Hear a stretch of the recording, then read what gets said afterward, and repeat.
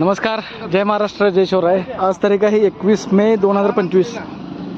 आता दुपारचे 12:30 वाजल्यात. आता आपण आहोत दिवा पाटील आंतरराष्ट्रीय विमानतळच्या बाह्य भागामध्ये आहोत. या पाहू शकता काम चालू आहे. आणि आपण आता आहोत ते उलवे गावामध्ये आहोत.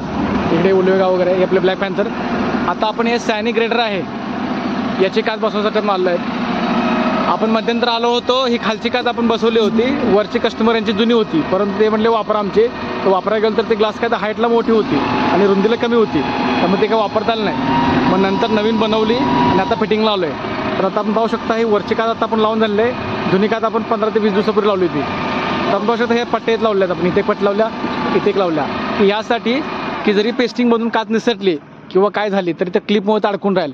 आणि हे आता एवढं खात्रीशीर काम झाले की एक वेळ दगड लावला तर काच फुटेल पण गळून पडणार नाही, एवढं म्हणजे परफेक्शन झालं कामाचं. तुम्ही पाहू शकता.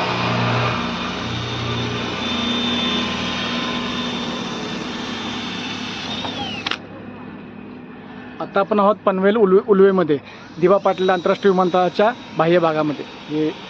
हे दिवा पाटील आंतरराष्ट्रीय विमानतळाचे कंपाऊंड आहे.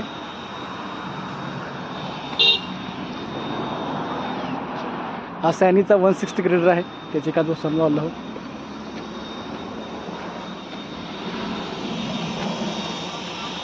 यात ते क्लिप लावायचं आहे की जेणेकरून अजून परफेक्ट काम होईल आणि ही काच दीर्घकाळ टिकेल.